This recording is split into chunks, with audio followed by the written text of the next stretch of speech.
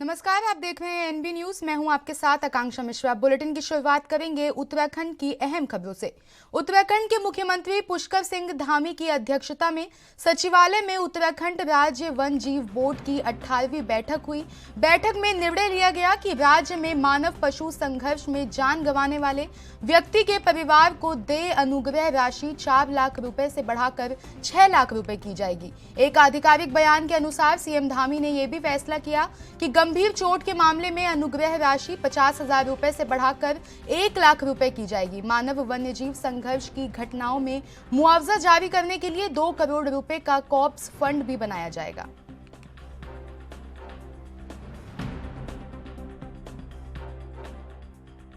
कल हम लोगों ने वन्य जीव जो बैठक होती है हमारी नियमित रूप से, वो बैठक की है। उसमें हम लोगों ने निर्णय लिया है कि जो वन्य जीव संघर्ष में मृत्यु होने पर जो 4 लाख रुपए का अनुदान दिया जाता था, सहायता की जाती थी, उसको बढ़ाकर 6 लाख कर दिया है। घायलों में जो 50,000 दिया जाता था उसको भी बढ़ाया है, 50,000 से 1 लाख किया है। और अभी यह भी निर्णय हम लोगों ने लिया है कि जो इस प्रकार के मामले हैं उसमें जो राहत राशि है, सहायता राशि है, उसके लिए कहीं पर भी लोगों को आने जाने की ज़रूरत नहीं पड़ेगी। विभाग स्वयं ही उसका संज्ञान लेकर उनके घरों तक राहत राशि को पहुंचाने का काम करेगा। इसी प्रकार से जो बकरियों के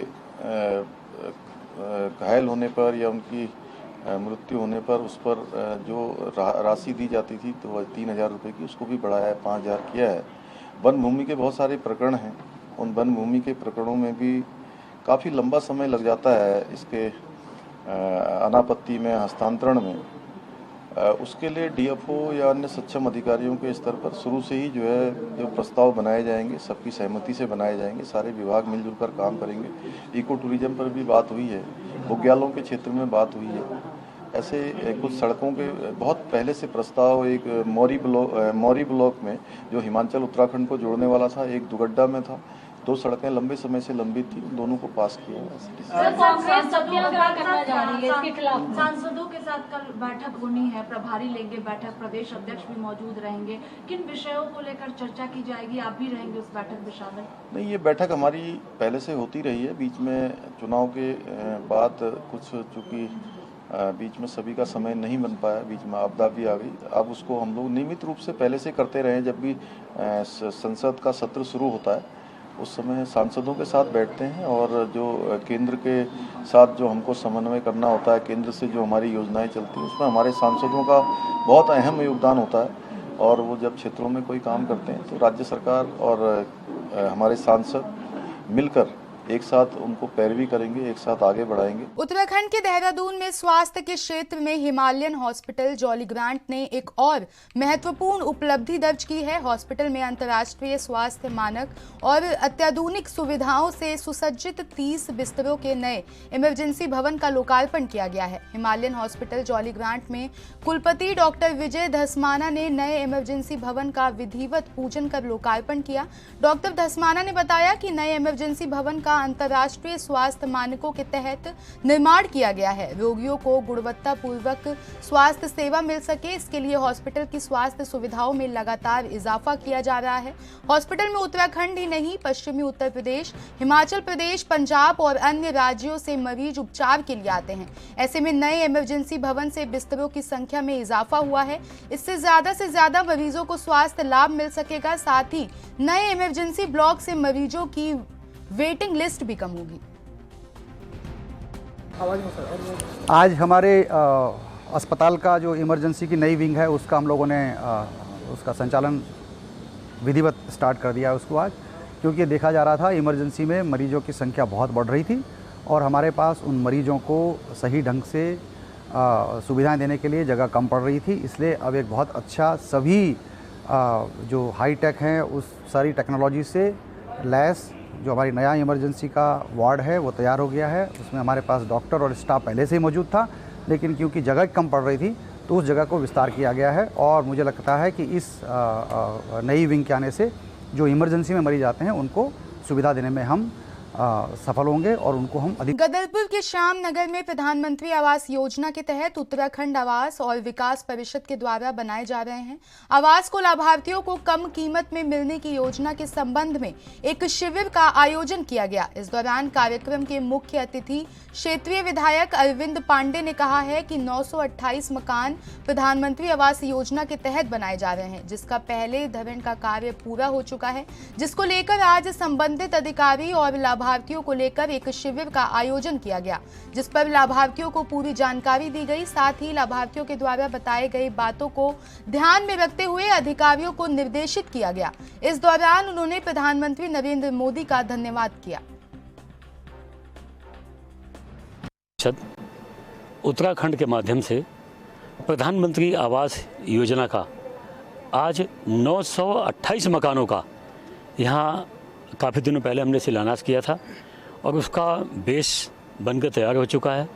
ब्लॉक बन रहे हैं, कॉलम खड़े हो गए हैं और आज जो लाभार्थी लोग हैं इसी योजना की जानकारी उनको देने के लिए किसी के मन में कोई जिज्ञासा हो, कोई पूछना चाहते हैं, उसका शंका कोई है, उसका समाधान के लिए आज यहाँ बुलाया गया है। और इनको पता भी चलना चाहिए कि प्रधानमंत्री जी की ये बहुत कल्याणकारी योजना है और इसका आपको लाभ मिल रहा है, आपका मकान बनना है, आप यहाँ देख भी लो। यह कार्यक्रम बहुत आयोजन किया गया। मैं आवास विकास परिषद के अपने माननीय मंत्री जी को धन्यवाद देना चाहूँगा और जो संस्था है यहाँ वो यहाँ उनकी भी कई दिक्कतें थी, उन्होंने मुझे बताया, उसके समाधान के लिए मैंने संबंधित अधिकारियों को भी बोला है। और मैं आपको विश्वास दिलाना चाहता हूँ कि किसी भी आम जनता को कोई, क्योंकि जब कोई बड़ा काम होता है तो कुछ नेगेटिव ताकतें भी इसमें शामिल हो जाती हैं। मैंने जो संस्था के लोग हैं इनको मैंने अवगत कराया है और कई माताओं बहनों की समस्याएं थी, उन्होंने बताया मुझे कि कई लोगों के दिमाग में गलतफहमी थी कि पता नहीं कितने कमरे होंगे, कितने नहीं होंगे, ये बनेगा नहीं बनेगा, कितना पैसा देना है, कितना नहीं देना है। तो लगभग 6 लाख की योजना है, 2.5 लाख रुपये की सब्सिडी इसमें है और लगभग 3.5 लाख रुपया ये HDFC बैंक के माध्यम से लोन के रूप में इनको मिलेगा, जो लाभार्थी को ही किस्तों में चुकाना है, लाभार्थी को ही किस्तों में चुकाना है। और इसका जो भी इनकी किस्तें बनी होंगी, नियम बना होगा, इनको पहले से इनको बता दिया गया है। और सेकंड फेज़ मैं आपको विश्वास दिलाना चाहता हूँ कि इसका सेकंड फेज़ भी बहुत जल्दी हम इसको लागू कराएंगे ताकि यहाँ के गरीबों को ज़्यादा से ज़्यादा इसका लाभ मिल सके। मैं ज़्यादा कुछ ना कहते हुए जो यहाँ के स्थानीय लोग हैं, जो लाभार्थी हैं, मैं इनकी तरफ से हिंदुस्तान के प्रधानमंत्री जी का मैं धन्यवाद देना चाहूँगा, जिनकी वजह से गरीबों के सर पर एक छत देखने को मिलेगी। नाम निकुंज है और जिस तरीके से मतलब ये जो योजना चलाई जा रही है माननीय मुख्यमंत्री जी और राज्य सरकार द्वारा, और राज्य सरकार धामी जी का बहुत बहुत शुक्रगुजार हूँ।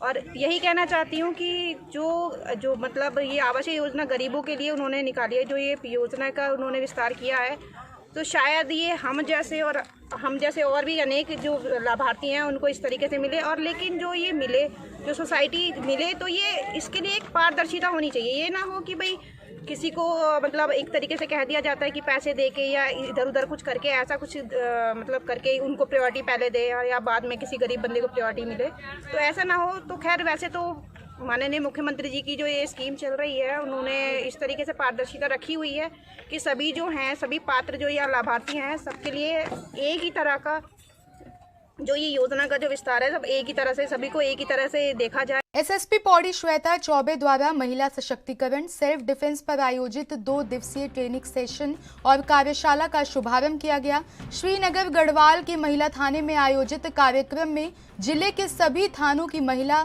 हेल्प डेस्क प्रभारी महिला कांस्टेबलों को सेल्फ डिफेंस की ट्रेनिंग दी जा रही है, जिसके बाद ये सभी महिला पुलिसकर्मी जिले के विभिन्न स्कूलों, कॉलेजों और अन्य संस्थानों में जाकर स्कूली छात्राओं को सेल्फ डिफेंस का प्रशिक्षण देंगे। वहीं आयोजित कार्यशाला में शैक्षणिक संस्थानों से लेकर विभिन्न कार्यालयों में कार्यरत महिलाएं, युवतियों को उत्तराखंड पुलिस की गौरव शक्ति ऐप और स्कूली छात्राओं को गुड टच बैड टच के बारे में जानकारी देने के लिए निर्देशित किया गया। एसएसपी पौड़ी श्वेता चौबे ने बताया कि जनपद में लगातार नशे के खिलाफ पुलिस का अभियान चलाया जा रहा है। वहीं सुरक्षा को लेकर पौड़ी पुलिस अभियान चला रही है, जिसके तहत महिला उप निरीक्षक जनपद के नगर क्षेत्रों से लेकर ग्रामीण क्षेत्रों तक स्कूल कॉलेजों में जाकर छात्राओं को सेल्फ डिफेंस की ट्रेनिंग देंगे।